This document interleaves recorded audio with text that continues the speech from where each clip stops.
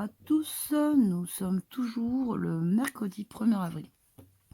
Alors comme promis, je vous présente donc ce numéro, qui est un trimestriel que je ne connaissais pas du tout. C'est un cadeau, parce que le mois d'avril, c'est mon anniversaire, donc du coup, Nico me fait souvent des cadeaux un petit peu sympas. Là, il est très, très sympa. Je vous avoue que j'ai eu ma petite larme à l'œil parce que, pour moi, Bowie, c'est, voilà. Donc c'est à l'occasion donc des 10 ans de sa mort, donc le 10 avril, excusez-moi, le 10 janvier, 2016, que ce magazine Légende, je ne connaissais pas du tout, qui est très, très beau. Regardez un peu le format, quoi. Je sais pas si on se rend bien compte, quoi. Je mets ma main comme ça, on est quasiment sur un format, c'est géant, je sais pas combien il fait. Par contre, ce que je sais, c'est qu'il n'est pas donné, puisque c'est un trimestriel. Donc, vous voyez, c'est 20 €. Et c'est avec le partenariat d'Arte et de France Inter. Mais surtout, c'est issu, en fait, c'est une publication des éditions du 1. Donc ça, c'est quand même le 1. Je vous le conseille si vous ne connaissez pas le 1. C'est un très très bon journal. Pareil, qui a un format pas très pratique. C'est un peu comme Le Monde au niveau, pour le lire, c'est un grand format. Et alors lui, il est assez rigolo parce qu'en fait, il est replié en 4 et après vous l'ouvrez. Mais il me semble que le 1, c'est un mensuel. C'est pas un quotidien ou même un hebdo. Donc alors, je vous parle d'abord un peu de David Bowie et après, j'essaierai de parcourir le mieux possible avec mon téléphone, les quelques pages. Alors évidemment, je le découvre plus ou moins avec vous, hein. Donc Bowie, donc c'est à l'occasion des 10 ans, 69 ans, il est décédé malheureusement. C'est trop tôt pour moi, c'est trop tôt parce que c'est pour moi, c'est un des grands artistes. Je peux pas dire l'artiste parce que c'est tellement réducteur de dire l'artiste de référence, mais pour moi, c'est vraiment un des grands artistes de référence du XXe siècle et jusqu'à la fin, hein, puisqu'il y a un album qui est quasiment un album posthume, sorti très peu de temps avant sa mort, qui, moi, je peux pas l'écouter en entier, il me glace. Il me glace parce que c'est vraiment un album testamentaire et très dur à entendre. Quand vous êtes très passionné, très fan, voilà le mot anglais, il est compliqué à écouter cet album. Les clips sont très durs à regarder également. Bon, je vous le conseille pour ceux qui ne connaissent pas, ça vous parlera peut-être moins qu'à moi, mais pour moi, il est difficile à entendre, à écouter et à regarder. La carrière a débuté au milieu des années 60, on dira, pour exploser enfin, en tout cas avec Space Oddity en 69. Alors comme c'est un artiste pluriel, il a essayé beaucoup de genres musicaux qui lui ont quasiment tous réussi. Il a eu une petite traversée du désert et puis il est remonté grâce à l'aide de certains guitaristes, compositeurs. Alors j'ai oublié le nom, mais parce que moi je suis pas très bonne sur les musiciens. Certains oui, mais comme Brian Jones ou des mecs comme ça, mais pour ce qui concerne les Rolling Stones, entre autres. Mais sinon, effectivement, ou sur Led Zepp, ou des mecs comme ça, ou Deep Purple, je vais pouvoir à peu près en parler. Mais il y a d'autres groupes où je suis pas très bonne. Donc en dehors des chanteurs, voilà, de la voix qui reste quand même, on le sait. Sinon, il y a Queen quand même, qui l'a beaucoup accompagné et influencé d'ailleurs. Qui évidemment on connaît quand même pour tous le chanteur soit, mais également batteur, bassiste et guitariste, tout de même, c'est la moindre des choses. Brian May, etc. Enfin, Freddie Mercury, si vous ne connaissez pas, révisez vos classiques. Donc, lui, ça a été effectivement une des figures essentielles de ce qu'on a appelé le mouvement glam rock. D'ailleurs, ça en fait partie. C'était à l'époque où il incarnait un personnage, Ziggy Stardust. C'est à peu près de 72 à 74, avec une grosse pointe en 73. C'est normal, c'est la meilleure année. Non, je plaisante. Je dis ça parce que c'est la mienne. Mais, et donc, aux côtés d'autres gens comme Mark Bolan, chanteur des T-Rex, trop tôt décédé, lui bien encore avant David Bowie. Si vous ne connaissez pas T-Rex, le groupe, je vous invite à écouter, c'est vraiment super. C'est vraiment un super groupe. C'est assez planant, enfin, il y a d'autres choses, hein, il y a plein de choses de l'époque très entendables. Qu'est-ce que oh, Iggy Pop aussi, bien sûr, avec les Stooges. Bon, dans une moindre mesure, parce que Iggy Pop, il se maquillait aussi, tout ça, parce que le glam rock, c'est de la paillette, des talons. On est dans les années 70 et la révolution sexuelle est passée par là. Et ce sont des personnages en réalité. Hein. Il y a certains qui sont homos. D'ailleurs, je vous conseille au passage l'excellent film québécois qui s'appelle Crazy. Alors C-R-A-I-Z-Y. Et en fait, c'est un acronyme. Alors, je me souviens plus de quoi, mais dans le film, vous allez comprendre. Je crois que c'est en rapport avec les époques de la vie du garçon. Et ce garçon, c'est un garçon né dans les années, fin des années 40, québécois. Et c'est un film qui m'a beaucoup marqué avec, je crois qu'il s'appelle Marc-Antoine Grondin, qui alors était un des sosies de Ulliel, Gaspard Ulliel. Peut-être c'est pour ça qu'il n'a pas eu une carrière en France très fulgurante, parce que Gaspard Ulliel l'a évincé. C'était vraiment un gars c'est un gars, il est toujours vivant, qui lui ressemble beaucoup. Et Crazy, en fait, c'est ce jeune homme qui vit dans une famille un petit peu bourrue québécoise, mais du centre-ville. Hein, on n'est pas dans les campagnes avec les ours et tout, mais c'est le Québec des années 60-70, et évidemment, lui, il se ressent homo.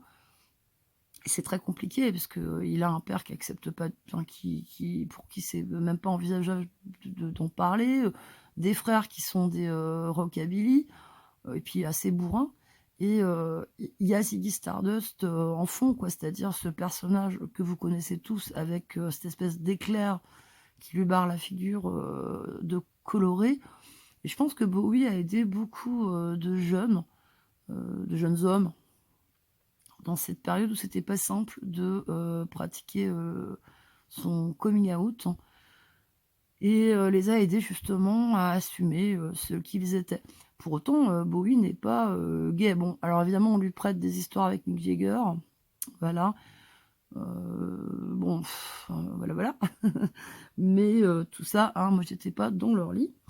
Donc, il n'a pas simplement influencé son époque. Je pense réellement qu'il a influencé beaucoup de gens dans les générations suivantes. Parce que c'est un garçon qui se permettait énormément de choses. Donc alors, je vous dis, ce magazine, c'est une merveille. Il est magnifique. Bon, alors par contre, je sais pas, j'ai mes bibliothèques ici, alors la Cage des Rats, mais j'ai aussi beaucoup d'endroits où il y a des livres. Mais celui-ci, il a un format tout à fait inhabituel. Donc, il est magnifique. Bon, il y a des trucs qui vont moins m'intéresser dedans, bien sûr, parce que, par exemple, elle ou Yel, je sais pas, c'est Zao de Sagazan, qui est la marraine de ce numéro. J'aurais préféré que ce soit quelqu'un d'autre, mais bon, why not. Donc là, il est là, je le reconnais tout de suite. Donc il y a plein de belles images, hein, bien sûr. Des articles, en veux-tu, en voilà. Ah, c'est rigolo, parce que là, vous voyez... Attendez. Là, en fait, c'est lui qui est habillé en femme. Et je pense que c'est sa femme à côté. Parce qu'il a eu un fils, Duncan, qui est né en 71. Et visiblement, ça correspond à ça. Donc, alors, tous les travestis, vous pouvez, vous voyez... donc là, il est avec Iggy Pop. Hein, on reconnaît bien Iggy Pop et Lou Reed. Qu'est-ce qu'on a d'autre? Parce que je découvre vraiment. Voilà. Donc provocateur, bien entendu, hein, ça, pas de problème. Je saute des pages. Là, il est avec Jean-Michel Basquiat. Est-ce que j'ai bon? Ouais, normalement, j'ai bon. Donc, c'était un artiste peintre. Moi, j'aime pas du tout Basquiat. Hein, enfin, voilà, je sais pas, ma tasse de thé. Je crois qu'il est mort du sida, lui. C'est un Français qui s'est expatrié aux États-Unis, qui a très bien marché. Donc là, ça, c'est l'iPhone Mars, bien sûr. Donc là, ah voilà, c'est lui que je cherchais. C'est Neil Rogers. Donc c'est lui, le guitariste, qui l'a aidé à remonter, c'est-à-dire à lui, comme on dit aujourd'hui, pimper certaines musiques qui étaient trop vieillottes. C'est-à-dire sur des albums, il me semble que c'est Let's Dance, où ça allait pas du tout dans les années 80. Il avait du mal à se remettre de la période glam rock. Et c'est justement Neil Rogers qui a dit: «Mon gars, là, je vais t'aider». Donc voilà. Et alors, donc dans ses copains, vous avez David Lynch, Martin Scorsese, Brian Eno, Freddie Mercury, Iggy Pop, bon tout ça quoi. Et ses influences, donc vous avez Fritz Lang, pardon. Alors James Dean, ça je savais pas, c'est à vérifier, hein. Ah, là c'est la superbe période où il était beau comme un cœur. Ça c'est Furio, quand il justement quand il jouait dans ce film Furio, qui est un très très beau film, alors avec des relents d'homosexualité pas mal. Donc là c'est lui, donc icône queer. Ouais bon bah c'est vrai, hein. C'est complètement vrai. Je vais pas vous le faire en entier parce qu'il y a tellement de trucs qu'on pourrait y passer des heures. Ouais, voilà. Bon, moi, de toute façon, il avait des costumes de spectacle tout à fait magnifiques. Bon, ça, on s'en serait passé, c'est Mon couple avec Bowie, par Amanda Lear. Bon, ok. Pourquoi pas. On se serait passé Amanda Lear, Mon couple avec Salvador Dali, Mon couple avec Bowie, bon, et mon cul sur la table. Donc voilà. Non, il était vraiment, c'est un très très beau magazine collector. On a aussi une chronique signée par Pete Doherty. Ça, c'est quand même pas mal. Donc, très grand artiste anglais, bien sûr. Une interview avec William. Moi, c'est William, je suis en train de raconter des conneries ou quoi, là? Excusez-moi. Ouais, c'est ça, c'est William Bowles. Donc, qui est ancienne, hein, des années 70. Voilà, il y en a un paquet à lire. Ça, c'est lui avec une tête de spermatozoïde. Non, je pense à ça, c'est à cause du film de Woody Allen. Donc, alors ça, à mon avis, ça devait être sur le film avec Catherine Deneuve et je regarde. Ah non, c'est L'homme qui venait d'ailleurs. Attendez, je suis pas sûre. Ouais, L'homme qui venait d'ailleurs, d'accord. Mais j'aurais pensé, il y a un très très beau film avec Catherine Deneuve et trou de mémoire où il joue un vampire qui est très très sublimissime. J'ai un trou de mémoire, pourtant ça reste un de mes films préférés. Je crois bien qu'attendez. Ouais, L'homme qui venait d'ailleurs. Donc voilà, un fameux éclair de Ziggy Stardust. Bon, écoutez, moi je suis très très contente.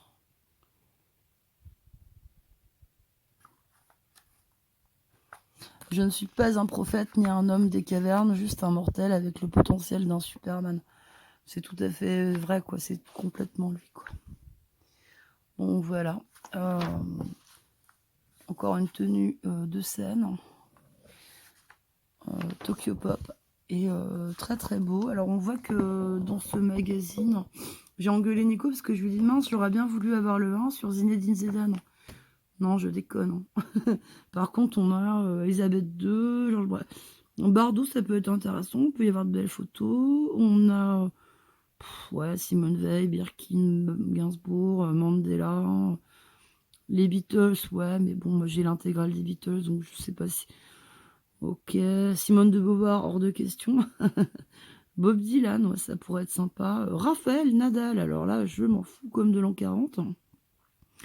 Angela Davis, par contre, ça peut être bien. Donc voilà, qui sont toujours disponibles à commander sur Légende. Donc oui, c'est pas donné, effectivement. C'est 20 €. Moi, je connaissais pas du tout ce magazine sublimissime. Et donc, Nico m'a fait ce plaisir immense. Donc voilà, je voulais le partager avec vous. Je vous embrasse tous et je vous souhaite une bonne écoute de Bowie pour ceux qui ne connaissent pas, parce que je sais que dans les jeunes, moi j'avais reçu, vous savez, le jeune qui m'a, enfin le jeune, il est né dans les années 80, mais qui m'avait amené Monk, le chien. Je crois que j'avais passé un disque de Bowie où on en avait parlé et il me dit ah bah je connais pas du tout. Et je m'étais dit: «What? Tu connais pas David Bowie?» «Non, pas du tout». Donc bon, bah, peut-être que je commence à me faire très, très vieille en fait, hein, et que du coup, j'ai des goûts de vieux. Si demain je vous parle de Fernand Reynaud, bah, écoutez, pensez à me faire prendre une convention obsèques, hein. Bon allez, bisous.